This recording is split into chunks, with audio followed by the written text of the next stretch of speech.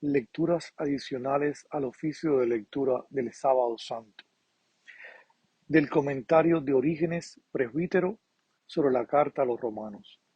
Cuando el apóstol dice, por el bautismo fuimos incorporados a su muerte, quedando incorporados a él por una muerte semejante a la suya, quiere demostrarnos de este modo que estamos con Cristo muertos al pecado, habiendo muerto Cristo por nuestros pecados según las Escrituras, y en virtud de su muerte concedió a los creyentes, como premio a su fe, la gracia de morir a su propio pecado, es decir, a cuantos están seguros por la fe de haber muerto con él, de haber sido con él crucificados y sepultados, por cuya razón el pecado ya no puede actuar en ellos, como no puede actuar en los muertos.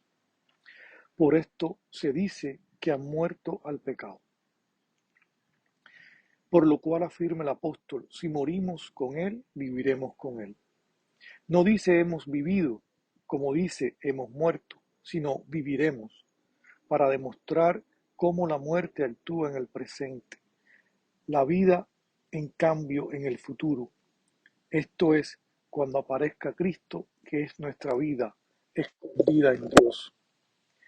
De momento, sin embargo, la muerte está actuando en nosotros, como enseña el mismo Pablo. Ahora bien, esa muerte que actúa en nosotros me parece que presenta diferentes aspectos. En Cristo, al menos, se distinguen tres momentos. Uno fue el tiempo de la muerte propiamente dicha, cuando Jesús, dando un fuerte grito, exhaló el espíritu. Otro fue el tiempo en que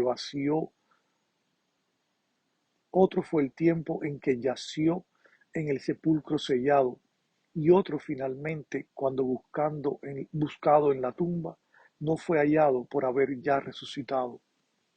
A nadie le fue dado ver los primeros instantes de aquella gloriosa resurrección. Pues bien, a nosotros que creemos en él, nos es dado experimentar este triple género de muerte. En primer lugar, hemos de mostrar en nosotros la muerte de Cristo mediante la profesión de fe. Por la fe del corazón llegamos a la justicia y por la profesión de los labios a la salvación. En segundo lugar, con la mortificación de los miembros terrenales, puesto que ahora en toda ocasión llevamos en el cuerpo la muerte de Jesús. Y este es el significado de las palabras: la muerte está actuando en nosotros. En tercer lugar, cuando hayamos resucitado ya de entre los muertos y andemos en una vida nueva. Y para explicarnos con mayor precisión y brevedad, podríamos decir que el primer momento de la muerte consiste en renunciar al mundo, el segundo en renunciar a sí mismo a las pasiones de la carne, mientras que la plenitud de la perfección radica en la luz de la sabiduría. Y este es el tercer momento, el momento de la resurrección. Sin embargo, estos diversos aspectos que se encuentran en cualquier creyente y los diversos grados del progreso, solo puede conocerlos y discernirlos aquel a quien le son patentes los secretos del corazón. Pues bien, Cristo voluntariamente se despojó de su rango y tomó la condición de esclavo, y soportó el dominio del tirano, hasta someterse incluso a la muerte. Por su muerte destruyó al Señor de la muerte, esto es, al diablo, y para liberar a los esclavos de la muerte. Cristo, en efecto, después de haber atado al fuerte y habiéndolo vencido en su cruz, se dirigió a su misma casa, la casa de la muerte, el infierno, y allí arrambló con su ajuar, es decir, liberó las almas que tenía prisioneras. Así se cumplió lo que el mismo Cristo había dicho en el Evangelio, con palabras misteriosas. Nadie puede meterse en casa de un hombre forzudo para arramblar con su ajuar, si primero no lo ata. Así pues, primero lo ató en la cruz, después entró en su casa esto es en el infierno, de donde subió a lo alto, llevando cautivos, a saber, los que con él resucitaron y entraron en la ciudad santa, la Jerusalén del cielo. Por eso dice justamente el apóstol, la muerte ya no tiene dominio sobre él. Fin de la lectura. Del comentario sobre el Evangelio de San Juan, de San Cirilo de Alejandría, presbítero. Tomaron el cuerpo de Jesús y lo vendaron todo con los aromas, según se acostumbra a enterrar entre los judíos. Había un huerto en el sitio donde lo crucificaron y en el huerto un sepulcro nuevo donde nadie había sido enterrado todavía. Fue contado entre los muertos el que por nosotros murió según la carne. Huelga decir que Él tiene la vida en sí mismo y en el Padre, pues esta es la realidad.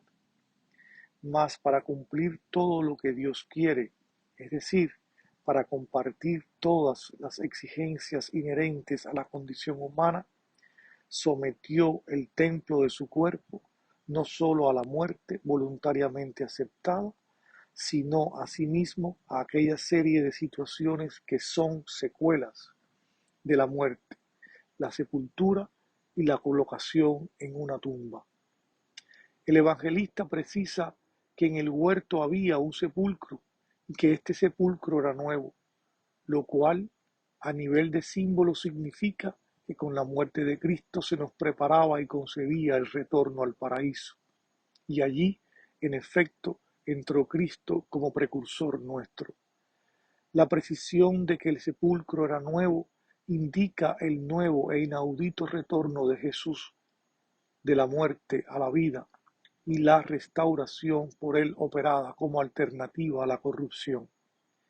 Efectivamente, en lo sucesivo, nuestra muerte se ha transformado, en virtud de la muerte de Cristo, en una especie de sueño o de descanso. Vivimos, en efecto, como aquellos que, según la Escritura, viven para el Señor. Por esta razón, el apóstol San Pablo, para designar a los que han muerto en Cristo, usa casi siempre la expresión los que se durmieron. En verdad que en el pasado prevaleció la fuerza de la muerte contra nuestra naturaleza. La muerte reinó desde Adán hasta Moisés, incluso sobre los que no habían pecado con un delito como el de Adán. Y como él, llevamos la imagen del hombre terreno, soportando la muerte que nos amenazaba por la maldición de Dios. Pero cuando apareció entre nosotros el segundo Adán, divino y celestial, que combatiendo por la vida de todos, con su muerte corporal redimió la vida de todos y resucitando destruyó el reino de la muerte, entonces fuimos transformados a su imagen y nos enfrentamos a una muerte en cierto sentido nueva.